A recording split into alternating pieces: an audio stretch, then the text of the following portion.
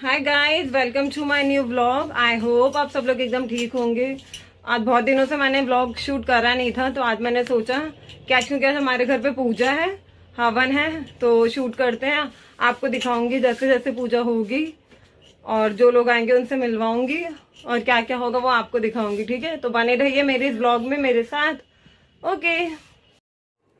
तो गाइस, पूजा की प्रिपरेशन चल रही है। ये मेरा घर है। हम लोग ने यहाँ से एंट्री ली, देन अंदर गए। उसके बाद ये सामने पंडित जी बैठे हुए हैं, मेरी सिस्टर है। अभी ज़्यादा लोग आए नहीं है, बस एक आंटी आई थी। और ये पूजा की तैयारी हो रही है। सारा सामान पंडित जी तैयार कर रहे हैं, चेक कर रहे हैं कि कुछ कम तो नहीं है। ये सामने मेरे पापा बैठे हुए हैं एंड बस पूजा की तैयारी हो रही थी।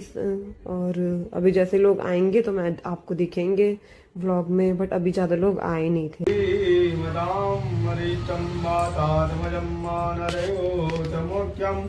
श्रीरामदूतं शरणं प्रपद्ये। श्रीराम रामायण महावीरायण मोहनमाश्री लक्ष्मीनारायण सूर्य आवाह्यामि साक्यं पूज्यम् अक्षतमजमानं समर्पयामि। कलश का ध्यान करें। ओम कलश समुखे विष्णु कंठे रुद्र समाजिता मूले ब्रह्मा मध्ये माद्गलाय मुदाः कुजौ सागरा सप्तदीपा वसुंधरा ऋग्वेद राजवेद सामवेद गंगैसा कलशासु समाजिता अत्र गायत्री सावित्री पुष्टिकरी तथा अयांत देव पूजातम दुर्जय कारका गंगे चमचा गोदावरी सरस्वती नर्मदे चंद्र कावेरी जलस्नम देवा सर्वदा। ओम कलशकुंभार मूर्माज्जलाधिपदये पांबते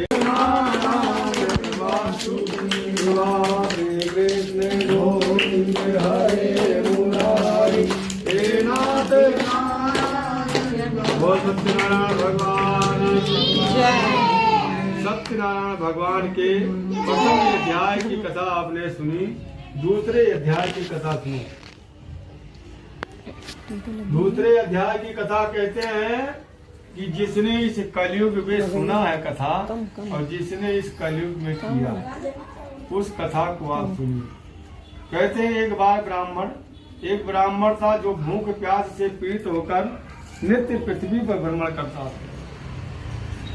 ब्राह्मणों से प्यार करने वाले भगवान जब ब्राह्मण को देखा कि नित्य पृथ्वी पर भ्रमण करते हैं, तो भगवान नारायण ने एक साधु का रूप धारण करके और ब्राह्मण के पास जाके खड़े हो गए। हे ब्राह्मण देवता, आपको देखता हूँ कि आप नित्य पृथ्वी पर भ्रमण करते हो, क्या दिक्कत है, क्या परेशानी है, मुझे बताओ।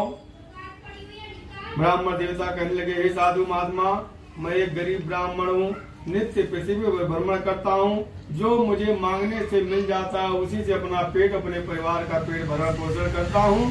अगर कोई उपाय हो तो बताइए जिससे मांगने से मुक्ति मिल जाए और मेरी दरिद्रता दूर हो जाए।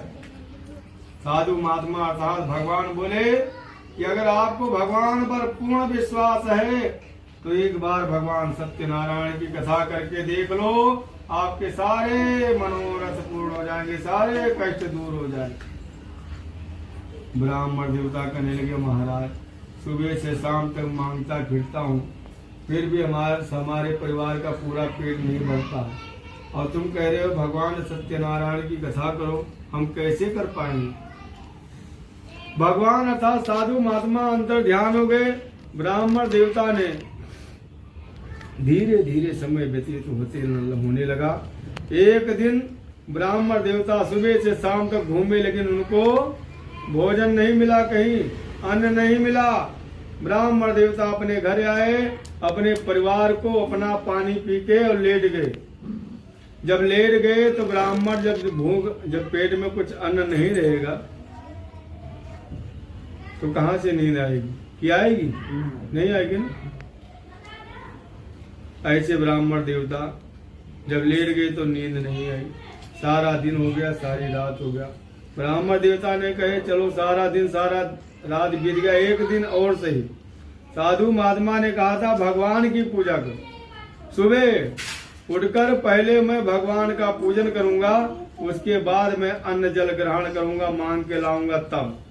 ब्राह्मण देवता सुबह नहा धोकर थैला लेकर जा पर कृपा राम की होई, तापर कृपा करे सब। जब भगवान की कृपा होती है ना तो इंसान की भी कृपा होती है, और भगवान की कृपा हटी तो दुर्घटना।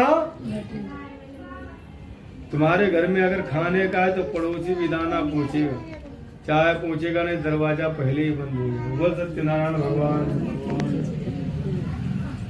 अब जब ब्राह्मण देवता ने निकला सुबह से शाम तक, तो वह सामान आटा चावल दाल रुपया पैसा सब गंज कर दी। जो कभी भी नहीं देता था वो भी ब्राह्मण को बुलाकर, हे ब्राह्मण देवता, हे पंडित जी आके ले लो, पैसे ले लो, अनाज ले लो, चावल ले लो। ब्राह्मण देवता सुबह से शाम तक इतना भर दिया। शाम को सबको बंधुओं को बुलाया और भगवान सत्यनारायण की कथा की, सबको भोजन कराया, फिर भी सामग्री बच गई। ब्राह्मण देवता कहने लगे कि देखो नारायण की आज ऐसी कृपा हुई, काम सारा परिवार भूखे सो जाते थे, आधा खाते थे आधा भूखे सो जाते। आज भगवान की ऐसी कृपा हुई, सब खा पी के चले गए, कथा भी हो गई और भोजन भी हो गया। और अगर हम ऐसे करेंगे तो हमारे दुख जरूर दूर होंगे। ब्राह्मण देवता जब धीरे धीरे ब्राह्मण पूर्णवासी आए, कोई भी समय आए तो मांग के लाकर और फिर भगवान की कथा सुनते, सबको भोजन कराते, उसके बाद अपना खाते। धीरे धीरे ब्राह्मण देवता ने धन धान्य से पूर्ण हो गया, मकान बना लिया और अपने उस नए घर में फिर गृह प्रवेश में कथा रख दी।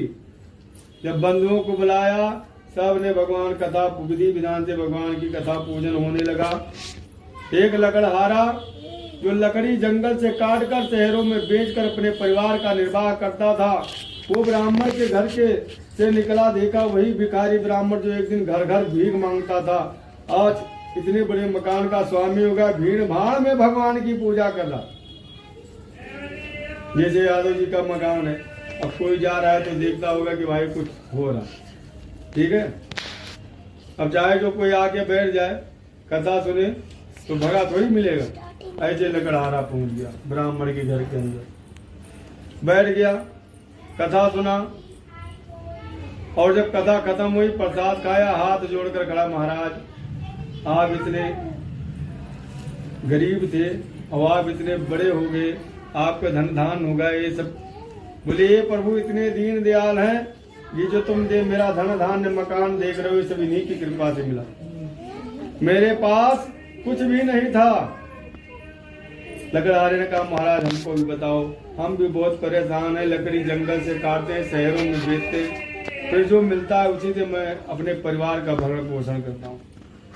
ब्राह्मण ने सारा विधान सुनकर और लकड़हारे को बताया। लकड़हारे धीरे धीरे करने लगा और फिर अंत में सुख को भोगा और सुख को भोग कर अंत में वैकुंठ को प्राप्त होगा। बोले विष्णु भगवान की जय, बोले सच्चे दरबार की। जो राम नाम गुण गाएगा जीवन में बड़ा सुख पाएगा।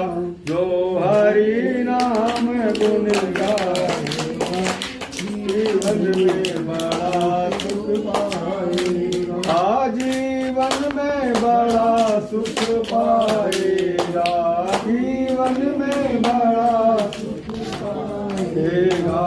जो हरि नाम गुण गाएगा जीवन में बड़ा सुख पाएगा। तो गाइस पूजा हो चुकी है, हवन हो चुका है हमारे घर में, अब टाइम था खाने का। तो ये छोटे छोटे बच्चे हैं जिनको हम लोगों ने कन्या खिलाई और मतलब लड़के भी हैं, सबको खाना खिलाया, आलू पूड़ी और कुछ स्पेशल नहीं। एंड बस पूजा में तो यही सब बनता है। तो बस बच्चे खा रहे हैं, बच्चे मौज कर रहे हैं, उनके सामने मैंने रिकॉर्ड नहीं करा क्योंकि उन्हें शर्म आती। और ये छोटे छोटे बच्चे हैं, आप लोगों ने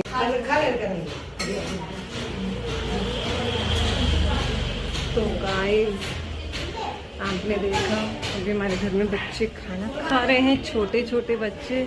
मैं तेज क्यों नहीं बोल रही क्योंकि वो बच्चे शर्मा जाते हैं, इसलिए सब लोग छोटे छोटे बच्चे खाना खा रहे हैं। और हमारा तो एकादशी को व्रत है क्योंकि एकादशी आज डेट कितनी है 29 मार्च।